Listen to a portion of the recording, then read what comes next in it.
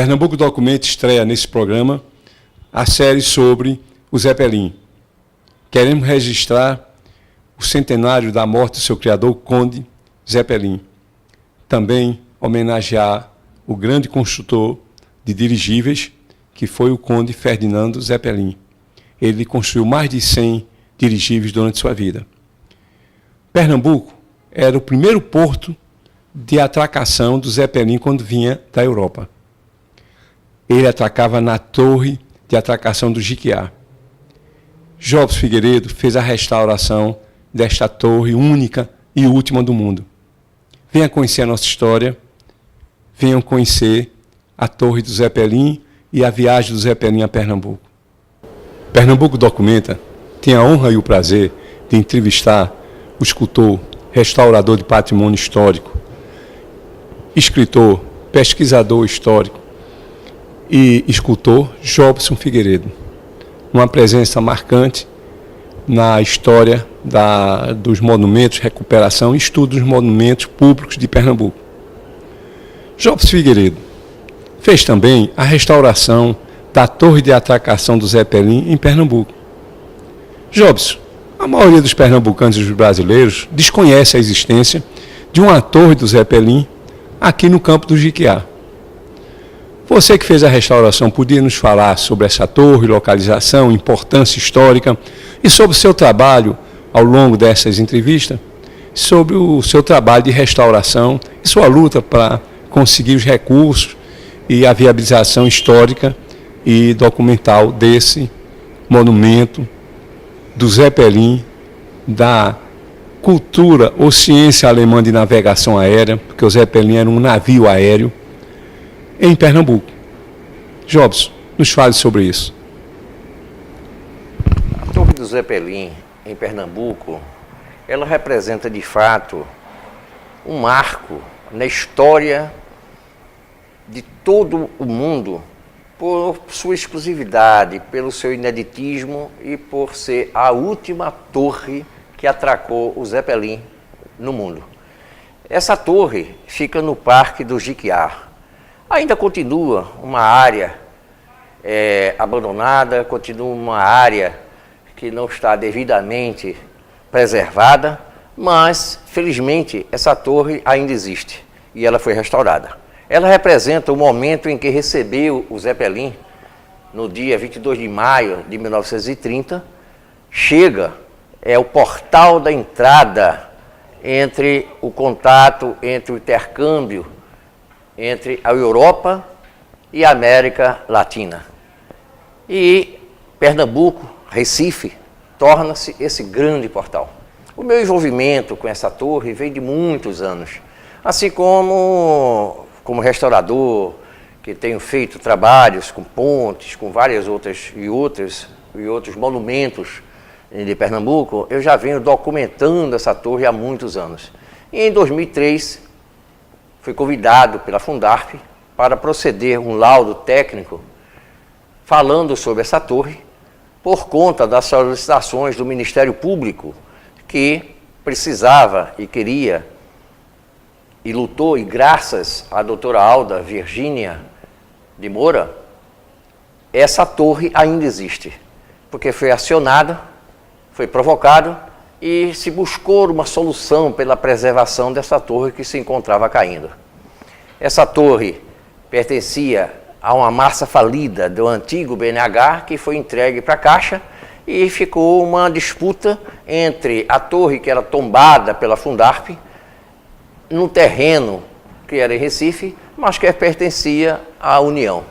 Finalmente, depois de longos embates, chegou-se ao apoio da Caixa Econômica em estabilizar essa torre para depois ser restaurada. E através, então, desse trabalho e do doutor Caraciolo Patriota, em 2003, que pegou esse trabalho, esse laudo técnico pericial, e utilizou ele como uma marca e como elemento determinante no trabalho para ser feito e as obrigações para serem feitas essa estabilização e posterior restauração. Somente a partir de 2007 é que nós começamos o processo de estabilização dessa torre. Passaram-se 4 anos se discutindo. E depois, em 2011, inicia-se realmente, efetivamente, o trabalho de restauração.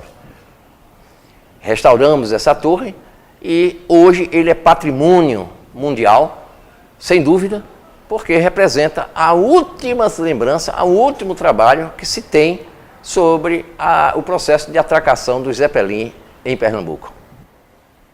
Jobson, nos fale sobre o seu acervo e sobre as perspectivas de futuro. A coleção, o trabalho, a pesquisa da história do Zeppelin implica um trabalho de compreensão da questão do homem voar, do sonho desse homem voar. Né? Esse sonho desse homem voar começa desde as imagens sacras dos anjos, das asas e do Ícaro. Né? Que nós só temos a concepção do Ícaro como a figura mitológica em que perdeu as asas porque se aproximou do sol e morreu. Só é que nós não fomos mais além e descobrimos e entendemos que o Ícaro é a morte dele e a ânsia e a vontade de voar, né, que foi projetada as asas pelo Dédalo, que é o pai do Ícaro, começa a partir da tentativa de fuga do labirinto, a tentativa de fuga da prisão. Então o sonho de homem de voar vem pela ânsia da sua liberdade, da ânsia de fugir da submissão do poder, da submissão dos ditadores, da submissão das pessoas que querem prendê-lo. Então esse sonho de voar é alimentado pelo sonho dos balões, pelo desejo e o surgimento dos balões, pelo surgimento do Bartolomeu de Gusmão, padre, e que vai e que projeta um balão e vai testar isso em Portugal, pelo sonho de um Santos Dumont, pelo sonho de um conde, Ferdinando von Graf Zeppelin, que foi considerado de o louco, porque era uma pessoa muito rica e colocou toda a sua fortuna na vontade de sonhar. Então essa coleção, ao longo de tantos e tantos e tantos anos, montada e pesquisada no mundo inteiro, nos lugares em que eu viajei, nos lugares sempre nós compramos e adquirimos coisas, ela tem um início, que é o sonho desse homem voar, passando por todos esses balões, por todo esse Zeppelin, pela Primeira Guerra Mundial, pela Segunda Guerra Mundial, até chegar ao Jequiá. Então isso compõe objetos, pratos, louças do Edimburgo, documentos da Primeira Guerra, figuras, elementos estereoscópicos, elementos documentais, documentos do Rui Barbosa pedindo verba de proteção, verba para participar e para ajudar na Primeira Guerra Mundial. É quando o Brasil realmente começa a entender de diplomacia, o surgimento da diplomacia, que pouca gente sabe que o Brasil participou da Primeira Guerra Mundial. E tudo isso envolve todas as técnicas do Zeppelin, que passa, por exemplo, por o Zeppelin que passou em Fernando de Noronha, mas o americano utilizou Fernando de Noronha como base, e que foram produzidos dezenas e dezenas e dezenas de pequenos Zeppelin, que eram dirigíveis, e que foi utilizado até do dia D como proteção de camada para poder permitir a existência e o avanço no dia D da força americana. Então, toda essa compreensão dos envolvimentos, né, do sonho do voar e a permanência dessa luta, é uma luta constante, né, da libertação, da liberdade dessas pessoas, vai das maluquices de pessoas que saltaram da Torre Eiffel porque achava que era o costureiro, colocou uma roupa com uma série de bolsos e achava que podia, e a morte dele, o cidadão que faz o balão e coloca e sobe no cavalo. Então esse conjunto de figuras que parecem até uma piada, são retratadas em postais, em documentos, em selos. Hoje nós temos dezenas e dezenas de países com levantamento, uma quantidade enorme de selos onde foram produzidos só a figura do Zeppelin. Então, a história dessa coleção, ela prevê que amanhã possa ser construído um memorial possa estar no Jiquiá, ela já tem pronto uma série de paióis que permitiriam você hoje já ter uma estrutura de você ter um museu, né? Deslocado com a série de salas, falando sobre a Segunda Guerra Mundial, falando sobre a guerra, falando sobre as discussões, falando sobre a parte gráfica, os efeitos, como é que se faz o filme, como é que se fazia a parte de propaganda, as influências e a maneira de como se trabalhar permanentemente num processo de lavagem mental. Você, só depois da história, você confrontando revistas, livros, cartazes, é que você vê como o discurso é bem elaborado para o poder estar acima da própria verdade. A verdade mesmo está na história, que incomoda aqueles que na época tinham o poder. Pernambuco Documenta volta dentro de 2 minutos. Aguarde, por favor.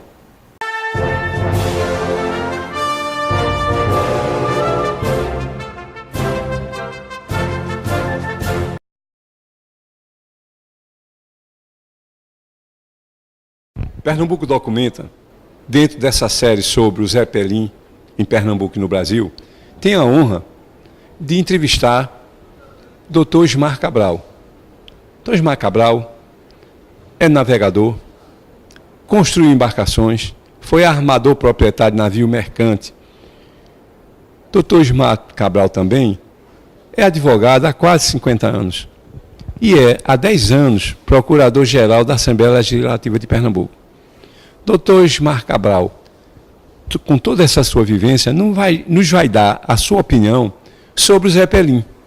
Doutor Ismar Cabral, como o senhor vê o Zeppelin e como é a sua opinião, quais são suas opiniões sobre o Zeppelin? Eu cumprimento efusivamente os telespectadores desse extraordinário programa Pernambuco Documenta, que reputo de grande valia para o conhecimento dos pernambucanos e provavelmente de todos os brasileiros. E para responder à sua indagação sobre algum conhecimento que eu possa ter vivenciado sobre o Zeppelin, o Zeppelin era um dirigível que na época atual poucos sabem exatamente como era o seu funcionamento, como era a sua estrutura, e é realmente uma grande curiosidade. Mas para mim, a curiosidade é um outro significado. Eu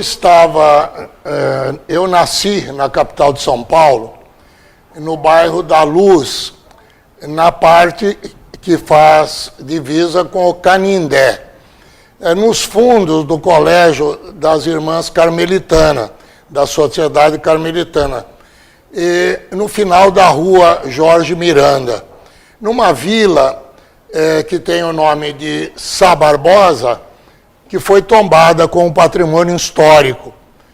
E nasci ali, na Vila Sá Barbosa, na década de 30, e fui ali crescendo. E quando eu estava mais ou menos com 4 a 5 anos de idade, eu passei algumas ocasiões por um momento de apavoramento. Um momento que ainda hoje reflete um pouco quando ouço a palavra Zeppelin, não me é muito simpática, devido a um trauma que eu carrego da minha infância em decorrência do Zeppelin. O Zeppelin, ele atracava no Campo de Marte, de uma forma muito empírica, não posso descrever como. O Campo de Marte, localizado após o rio Tietê. E, portanto, ele, quando vinha se aproximando ou se deslocando do Campo de Marte, a rota era quase que exatamente em cima da nossa residência ou da Vila Sá Barbosa, onde eu ficava brincando ali na rua. E, de repente, surgia no ar aquele charuto imenso, prateado, fazia um barulho, os motores eram estridentes, e aquilo para mim era uma coisa apavorante, eu corria e me escondia até debaixo da cama lá em casa. E ficava, vamos dizer assim, muito preocupado em não querer ver novamente. A minha mãe, que era uma mulher inteligentíssima, aproveitou-se então deste evento para nos colocar para dentro de casa quando ela pretendia que nós nos recolhêssemos. E ela nos dizia, o Zé Pilim vem vindo. Bastava isso para nós corrermos para dentro de casa. De sorte que este registro eu vivenciei, porque é realmente da minha infância, da infância de uma criatura que não tinha nenhuma compreensão sobre o que poderia ali naquele momento estar acontecendo. E tenho assim a lembrança clara e inequívoca desta visão, para mim, apavorante. Existem muitos fatos relacionados com as viagens de Zé Pelim pelo Brasil. Me parece que ele se deslocava até Porto Alegre, e a base primordial era Pernambuco, porque quando ele fazia a travessia do Atlântico, ele precisava de um imediato ponto de apoio, e por razões que também desconheço, foi escolhido Pernambuco.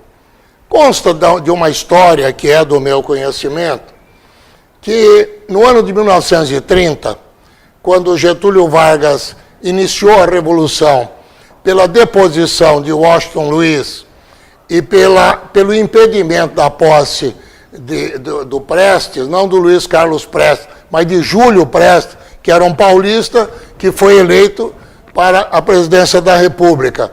E contra esta eleição é que Getúlio Vargas, que concorreu e perdeu, Getúlio Vargas concorreu nestas eleições e não se sagrou vitorioso, levantou-se em revolta para a deposição de Washington Luiz e impedimento da posse de Júlio Prestes, e posteriormente assumiu o poder como ditador. E naquele momento desta revolução, consta, nesta minha memória, que o Zé Pilim estava chegando aqui em Recife. E por razões óbvias, ele não pôde atracar. Ele ficou 5 dias aqui sobre, me parece que o bairro de Santo Antônio, no ar, esperando o momento que houvesse autorização para ele pousar, porque isso dependia, obviamente, de uma autorização para tocar em terra. Ele permaneceu 5 dias com a tripulação e com todos os passageiros. Um fato me parece inusitado, porque isso não teria se repetido em nenhuma outra localidade, nem do Brasil e nem da Europa. É mais ou menos assim o que eu tenho de lembrança do Grefe Zé Pilim. Aliás, Zé Pilim foi, assim, uma denominação que atingia também o Hindenburgo. Eu não me recordo de ter ouvido essa denominação, e sim sempre Zé Pilim. O Hindenburgo, o pessoal dizia o Zé Pilim, é o Zé Pilim. E o Grefe Zé Pilim também era o Zé Pilim, não é? Sendo que eram dirigíveis bem diferentes um do outro. Parece-me até que o Hindenburgo tinha uma dimensão maior, né? Estas são as lembranças que eu posso lhe transmitir sobre o Zé Pilim. Pernambuco Documenta agradece esse valioso depoimento histórico de Dr. Osmar Cabral sobre a viagem do Zé Pilim a São Paulo, sua experiência com o Zé Pilim a partir dos olhos de uma criança, brincando num bairro tranquilo, como a vila onde ele nasceu e criou-se, mas também pelo depoimento que eu, apesar de ser pernambucano, conhecer um pouco sobre a história do Zé Pilim, desconhecia esse fato histórico dos 5 dias que em 1930 o Zé Pilim ficou pairando sobre um bairro do Recife, esperando a opção para poder ter autorização para desembarcar os passageiros e atracar no campo do Jiquiá. Dr. Osmar Cabral, muito obrigado mais uma vez por essa contribuição que enriquece muito o nosso programa e que certamente servirá como fonte de referência para pesquisadores da história de Pernambuco e da navegação do Zeppelin. Muito obrigado, espero contar com o senhor em outros depoimentos históricos. Pernambuco documenta, pergunta a Jobs Figueiredo, a respeito da informação fornecida por Dr. Ismar Cabral em sua entrevista documentário, a respeito do fato do evento da Revolução de 1930, quando o Zeppelin ficou 5 dias parado no ar sobre a cidade do Recife. Jobs Figueiredo, você tem mais informações que possam nos subsidiar sobre esses acontecimentos? Dr. Ismar Cabral, realmente eu poderia dizer que é uma testemunha viva da própria história. Os sentimentos dele, de medo, o barulho, o grande Zeppelin, enquanto Ascenso Ferreira compara com a baleia que flutua no ar, que é um navio que está, né, flutuando no ar, a beleza e essa baleia, por conta da dimensão, que na verdade a baleia é muito pequena para comparar com o Zeppelin, o Dr. Ismar ele é muito preciso neste sentimento da criança. Tanto é essa precisão que é retratada e colocada por Dr. Hugo Ecker. Esse Dr. Hugo Ecker foi a pessoa, o comandante, que substituiu e deu continuidade aos trabalhos do Zeppelin, substituindo, após a morte em 1916, do Ferdinand von Graf Zeppelin. Dr. Hugo, ele dá essa continuidade, constrói seus grandes Zeppelin e traz para Recife esse Zeppelin. E uma das primeiras coisas, quando ele desce em Recife, ele pede desculpas à população. Ele pede desculpas pelo barulho, pelo afastamento de todos os pássaros e a fuga dos pássaros ao passar, né, o Zeppelin com seus motores a diesel super potentes e que fazia com que esse barulho ensurdecedor assustasse pássaros e crianças. Essa imagem é muito atual e a capacidade do Zeppelin tinha uma capacidade muito interessante porque ele podia se manter no ar e estabilizar, e foi o que aconteceu em 1930. Em 1930, quando bem colocado por Dr. Ismar sobre a questão da Revolução, o Zeppelin foi proibido de aterrissar no campo de Jiquiá. E sobrevoou, ele estava a 200 e poucos metros de altura, chegou até 50 metros e ficou durante 5 dias parado, estabilizado. Por quê? Porque ele não era o motivo de receber nenhum tiro, nada dessa revolução. Isso é muito bem documentado no livro editado por nós e muito bem apresentado por Igor Colares, quando nesse diário de viagem é colocado um trecho onde o autor diz: na sala de café e jantar há mais de 20 janelas quebradas por tiros. No teto, os rombos têm o tamanho de ovos de ganso, como lembranças da revolução ocorrida um ano antes. Deixaram os rombos assim. Em meu aposento, há 2 rombos de tiros de espingarda. Acaba de passar um séquito de luto e tal, e ele continua contando as histórias em que ele documenta que no hotel, no grande hotel, onde ele está hospedado, que é na Avenida Manuel Borba, foi motivo dessa revolução e como esses tiros afetaram essa construção e que permaneceu esses tiros, esses rombos, no apartamento e na sala de café e jantar, permaneceram durante muitos anos. Voltando à condição do Zeppelin, o Zeppelin tem uma condição própria, inclusive de estabilidade.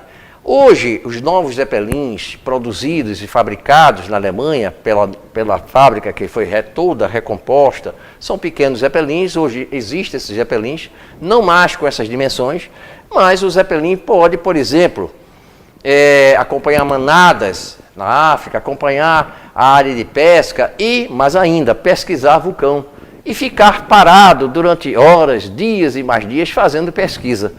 Nenhum helicóptero conseguiria fazer o que o Zeppelin fez e faz ainda hoje. O Zeppelin, hoje, é uma realidade, será uma realidade que está se produzindo, inclusive, Zeppelins com a potência de carregar toneladas e poder fazer, elevar essas coisas sobre florestas e tal. Hoje também será um caminho e será um transporte do futuro.